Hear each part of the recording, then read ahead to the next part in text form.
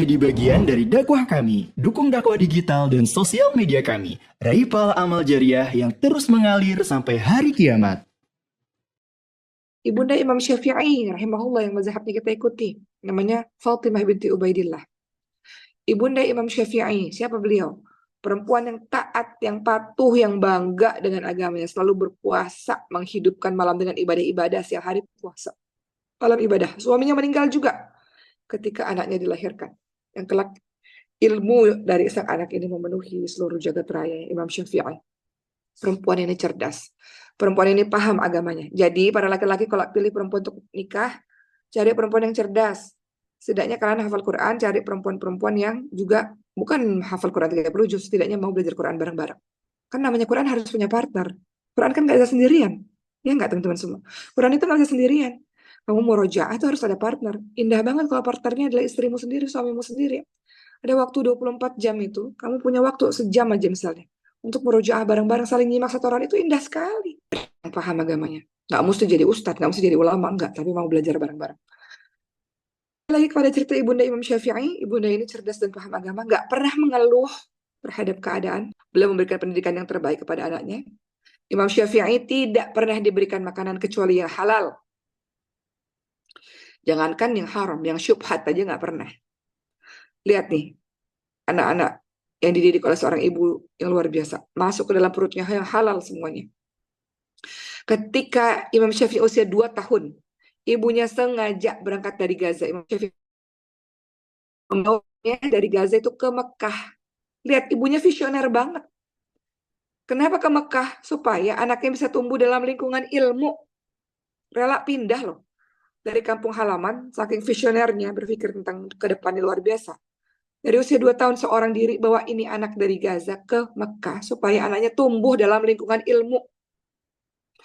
Makanya nggak heran kalau di Indonesia ini banyak orang-orang yang rela ya pindah untuk tinggal di dekat-dekat pesantren. Kenapa? Supaya anak-anaknya tumbuh dalam lingkungan ilmu. Maskan Nufat di pusat di Bintaro, Tangerang Selatan. Qadarullah itu terbangun di sebuah lingkungan yang tadinya lingkungan Mas Nufat pusat Bintaro itu tadinya lingkungan narkoba, teman-teman semua. Lingkungan orang-orang mabok tadinya. Lingkungan polisi banyak banget datang ke situ untuk nangkepin orang. Ini berdasarkan kata-kata penduduk kampung. Mereka katakan, ya Allah, kami ini berdoa belasan tahun puluhan tahun supaya keadaan kampung ini berubah. Tiba-tiba datang Mas Kalhufa. Dan tiba-tiba banyak ratusan santri berseliweran. Tiba-tiba berubah kampung itu, teman-teman semua.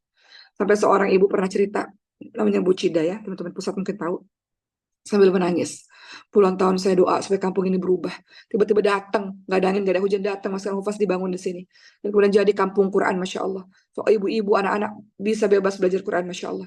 Yang tadinya tempat ini tempat narkoba, tadinya tempat ini tempat mabuk, sekarang Masya Allah. Semuanya berubah. PRT-nya berubah, PRW-nya berubah, orang-orangnya berubah, Masya Allah. Berkah Quran. Dan orang-orang jadi pengen datang, mau tumbuh dalam lingkungan ilmu. Balik lagi ketika cerita Ibunda Imam Syafi'i yang sama. Ibunda Imam Syafi'i itu mau anaknya tumbuh dalam lingkungan ilmu. Teman-teman juga begitu, mau pesan sama teman-teman semua. Ketika teman-teman nanti pulang ke kampung halamannya masing-masing atau enggak di Masjid Nufas lagi. Teman-teman cari rumah, cari tempat tinggal yang dekat masjid kah, dekat dengan tempat lingkungan ilmu kah. Teman-teman tahu kenapa Masjid Nufas itu terbentuk di Bintaro, Tangerang Selatan? Kenapa? Mau cerita sejarahnya sedikit.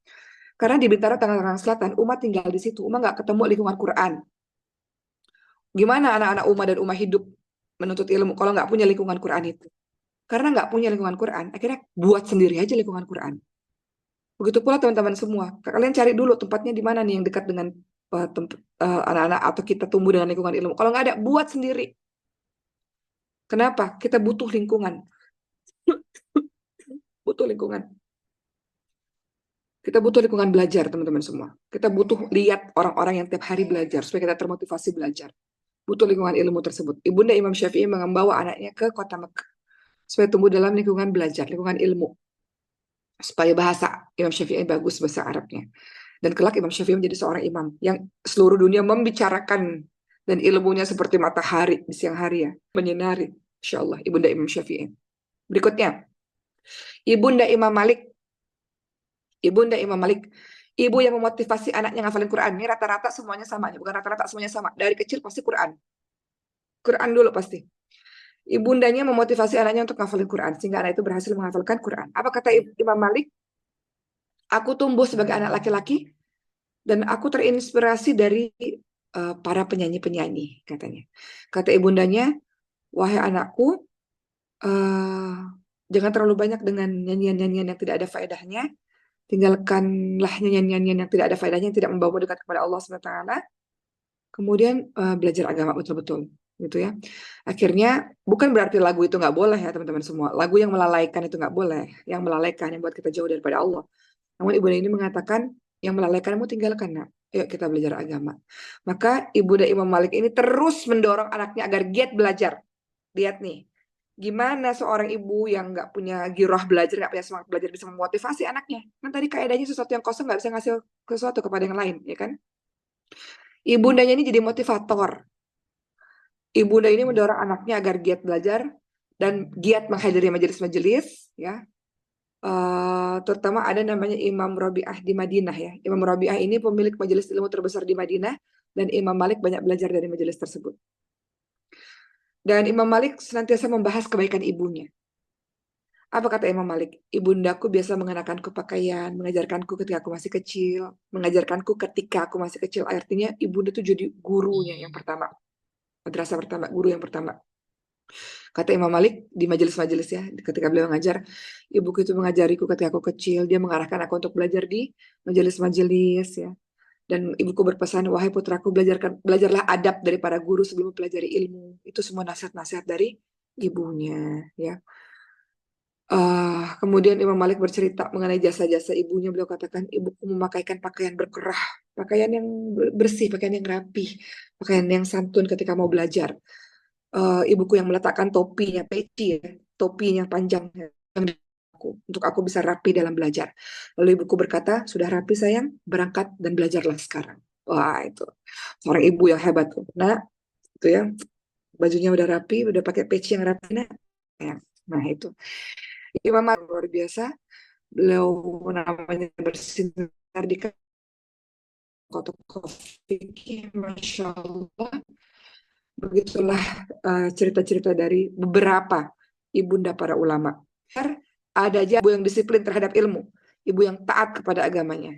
Sedari kecil anak-anaknya diajarkan takut kepada Allah SWT dan bangga kepada agamanya dengan senantiasa menuntut ilmu. Begitu ya teman-teman semua. Nah, bagaimana bisa jadi ibu-ibu yang kayak gini? Gak ada cara lain, belajar. Belajar terus. Belajar itu bukan untuk menyaingi laki-laki, bukan. Perempuan belajar itu bukan untuk menjadi hebat dibandingkan laki-laki, bukan. Pun laki-laki jangan merasa, jangan belajar. Tersaingan lagi sama saya nggak mau istri saya di atas saya. Enggak. Justru istrimu harus cerdas karena dia akan mendidik anak-anakmu nanti. Seorang perempuan cerdas bukan untuk menyaingi laki-laki, bukan. Untuk anak-anakmu itu.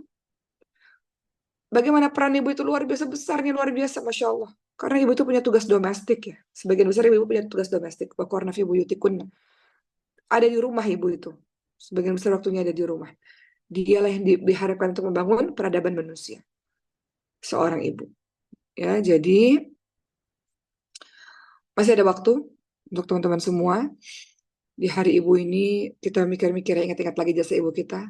Ibu kita bukan orang yang sempurna. Sebagaimana nanti kita jadi seorang ibu, bukan jadi ibu yang sempurna.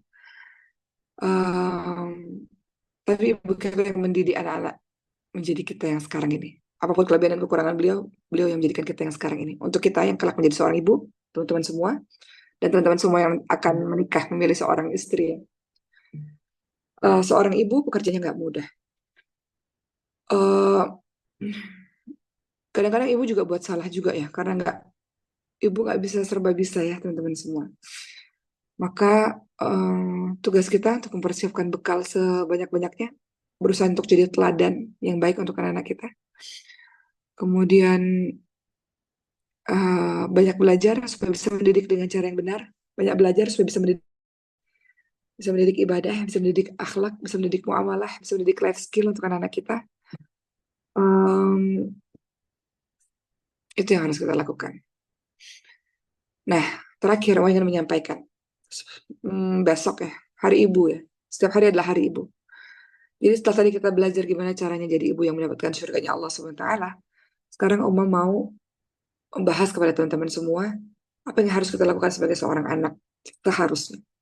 Teman-teman di Maskal Hufaz bisa pegang handphone mungkin setiap hari Ahad ya. Beberapa jam. Maka untuk semua jasa ibu yang sangat luar biasa, Uma ingin semua anak-anak dimanapun berada, pertama, harus selalu merasa kurang dalam membahagiakan orang tua. Harus selalu ada perasaan, selalu merasa kurang dalam membahagiakan orang tua. Uma lihat satu video di mana seorang ibu sudah tua renta, punya 4 anak, sibuk semua. Orang tua, makin dalam tanda kutip, makin menyusahkan. Karena ya pup kita yang nyebokin, cerewetnya minta ampun, kadang makan kita suapin, belum lagi kalau udah sakit, dalam tanda kutip ya. Sangat merepotkan dan sangat melelahkan mengurus orang tua. Dalam video yang Oma lihat, seorang anak ngurus orang tuanya dan anaknya menelpon kakak-kakaknya yang lain. Aku mau ujian di kampus hari ini, nggak bisa lagi ngurusin ibu. Boleh nggak ibu dititipin dulu sama kakak misalnya. Kakaknya bilang, kakak juga lagi meeting, lagi sibuk banget ngurusin meeting, ngurusin ini itu, nggak mungkin bisa megang ibu. Kakak yang lain gimana? Aku sama keluargaku, anak-anakku masih kecil-kecil, masih membutuhkanku, nggak ada yang bisa ngurusin ibu. Semuanya nggak ada yang bisa ngurusin ibunya. Uma nggak mau kita jadi orang yang kayak gitu. Kalau kalian semua satu hari nanti sibuk ngurusin perkara-perkara dunia, nggak boleh. Kalian harus jadi orang yang ngurusin ibu kalian waktu ibu kalian sakit. Kalau bisa ibu kalian itu berada di tangan kalian ketika hembusan nafas terakhirnya. Artinya kalian yang merawat ketika ibu kalian sakit. Harusnya rebutan. Bukan saling oper mengoper, harusnya rebutan. Enggak, ibu sama aku aja, walaupun aku nggak berkecukupan, walaupun aku miskin, walaupun aku punya banyak anak, walaupun aku susah, ibu sama aku aja. Harusnya kalian yang rebutan untuk ngurusin ibu. Bukan rebutan untuk saling oper-oper ibu. Gitu. Wah, itu Masya Allah. Itu jadi merasa kurang membahagiakan orang tua. Kurang. Beberapa teman mengatakan aku udah belasan tahun untuk ilmu, saatnya pulang. Untuk sama ibu, gitu. Pulang. Pulang teman-teman semua. Dampingi ibumu. Dan penuh kesabaran. Dulu beliau sabar kan membersihkan pupmu. Beliau sabar ngajarin kau bicara. Beliau sabar buatin makan, bangun lebih awal. Semuanya sabar. Beliau sabar membereskan rumah dari hal-hal yang kau berantakan. Ketika masih kecil kan kita usil. Sekarang kembalikan. Orang tua makin kayak anak kecil. Sabar nyuapin, sabar nyebokin, sabar mandiin, sabar kalau beliau sakit, sabar ngasih obat, sabar. Balas budi yang gak akan pernah kau bisa balas sebenarnya. Jadi pertama, Uma ingin minta teman-teman semua selalu kurang membahagiakan orang tua. Kedua, selalu menanyakan kabar dimanapun teman-teman berada. Karena banyak anak-anak yang jarang nanyain kabar. Jarang nanyain kabar. Ma gimana kabarnya? Ibu Umi gimana kabarnya? Gimana keadaannya? Gimana kemarin sakitnya apa? Kemarin periksa ke dokter, dokter bilang apa? Obat-obat yang diminum sekarang apa? Ada anak yang nggak tahu kondisi ibunya sakit karena nggak pernah nemenin ibunya ke rumah sakit misalnya. Atau kalau kita lagi di pondok jauh di luar kota nggak bisa dong perkembangan ibunya. Sempatkan kirim kabar bagi teman-teman punya handphone. Sempatkan kirim kabar setiap hari. Atau kalaupun nggak tiap hari, rutinlah memberikan kabar. Orang tua kan nggak mau balasan apapun dari dirimu. Orang tua ingin tahu apa? Cukup tahu kondisi anak-anaknya baik-baik aja tuh itu membuat mereka tenang dan bahagia. Ya kan? Jadi tanya kabar dan kasih kabar. Orang tua telepon angkat. Nanti kalau orang tuanya udah nggak ada, engkau merindukan telepon dari orang tuamu itu. Kadang-kadang orang tua nelpon kita nggak angkat. Kita sibuk urusan ini urusan itu. Nanti ada satu saat di mana kita merindukan telepon dari orang tua yang nggak pernah datang lagi itu. Jadi kalau orang tua telepon, apapun kondisimu, angkat. Umi sebentar ya, mama sebentar ya, lagi ada kegiatan, tarik telepon balik, angkat. Kadang-kadang orang tua telepon lagi sibuk, malas bicara misalnya. Ntar kalau udah nggak ada, nyeselnya setengah mati. Ya jadi, apabila keadaan orang tua kurang sehat, harus sering tanya kabar, harus tahu perkembangan kondisinya, harus memberikan perhatian walaupun mungkin nggak bisa jenguk secara langsung. Karena dengan begitu mereka merasa dipedulikan oleh anak-anaknya. Jarang menanyakan kabar menjadi penyesalan anak jika orang tua meninggal. Itu penyesalan yang paling besar. Anak pasti akan merasa sangat sedih. Kenapa? Karena saat orang tuanya hidup, orang tuanya kurang diperhatikan olehnya hingga tiba saat mereka tutup usia. Ya, kemudian itu yang tidak ingin terjadi. Kemudian yang ketiga, jangan sering membantah. Jangan sering membantah teman-teman semua. Fala taqulahuma uff wa tanharhuma qulahuma qawlan karima. Al-Isra 23. Jangan bantah-bantah. Selama perkara-perkara itu bukan perkara-perkara dosa, lakuin aja. Kalau ada sikap perkataan orang tua yang nggak berkenan di hati, sabar aja. Jangan diambil hati. Waktu ibu mau keluar dari ICU, Uma ngerawat ibu Uma ya. Cuman kan Uma punya kegiatan juga ya teman-teman semua. Uma ada ceramah gitu. Ceramah Uma nggak ngambil ceramah pada saat ibu Uma keluar dari ICU. Uma nggak ngambil ceramah keluar kota, enggak. Cuman ceramah di Maskal Hova saja yang dekat-dekat rumah. Itu pun ketika Uma ceramah, orang sakit tuh sensitif kan teman-teman semua. Ibu Uma bilang gini, kok aku ceramah sih? Nggak ngerawat ibu, nggak ngejagain ibu. Marah beliau pada saat itu. Uma katakan, ibu aku udah 24 jam sama ibu. Ini cuma 1 jam. Oke, minta waktu 1 jam. Orang-orang udah nungguin gitu. Kadang-kadang dalam hati, aduh gimana sih gitu ya. Udah didampingin 24 jam masih kurang. Kadang-kadang begitu. Masa 1 jam aja nggak boleh. Orang tua begitu tuh. Makin tua makin manja, makin tua makin sensitif, makin tua makin marah-marah. Diperlukan kesabaran yang luar biasa untuk seorang anak dalam mendampingi anak-anaknya. Jangan mendampingi ibunya. Jangan sering bantah teman-teman semua. Apapun yang teman-teman bisa lakukan, lakukan. Selama bukan perbuatan dosa. Yang bisa, lakukan. Jangan bantah, jangan kasar-kasar sama orang tua itu. Jangan ketus-ketus sama orang tua itu. Ada yang mengatakan, karena orang tua aku nyebelin, jangan ketus. Udah makin tua renta orang tuamu itu. Nggak punya masalah sama orang lain, jangan marah-marah sama ibumu. Tega-teganya kau bantah orang tuamu, tega-teganya kau berkata-kata kasar sama orang tuamu. Dia yang ngajarin kau bicara. Beliau yang ngajarin bicara. Sekarang udah pandai bicara, ngata-ngatain kasar lagi sama orang tua. Nggak tahu diri anak-anak kayak gini teman-teman semua. Yang ngajarin mau bicara itu satu persatu, satu kata itu siapa orang tuamu. Dari kecil yang ngajarin bicara, sampai akhirnya kau pandai bicara. Sekarang yang pandai bicara ini membantah orang yang udah ngajarinnya selama ini, Masya Allah. Subhanallah. Ya jadi jangan suka bantah-bantah. Jangan bermuka masam, jangan bermuka ketus pada orang tuamu. Ya begitu ya teman-teman semua. Dan jangan banding-bandingin. Gak cuman orang tua yang suka bandingin anak. Kadang-kadang anak suka banding-bandingin. Orang tuaku gak seperti orang tuanya mereka. Orang tuaku gak seperti orang tuanya teman-temanku. Orang tuanya teman-temanku lebih baik daripada orang tuaku. Gak usah banding-bandingin. Setiap orang tua punya cara masing-masing untuk membesarkan anaknya, termasuk orang tua teman-teman semua. Jika kita menganggap orang tua kita orang tua yang bawel, cerewet, gak pintar dan sebagainya, itu yang membuatmu jadi dirimu yang sekarang. Engkau mungkin kalau dididik dengan lemah lembut, mungkin gak jadi dirimu yang sekarang. Sikap yang mereka tunjukkan merupakan dampak dari tingkah lakumu yang sekarang ini. Kau sekarang jadi orang baik kan? Kalau nggak baik, nggak mungkin ikut kajian subuh ini, ikut kajian di hari Jumat ini. Nggak mungkin. Jadi,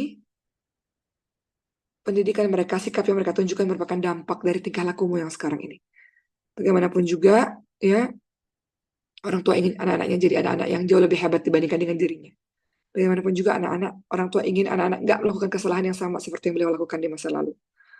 Ya, jadi kalau nanti orang tua udah nggak ada, kita akan merasa sangat kehilangan dan merindukan perhatiannya mereka.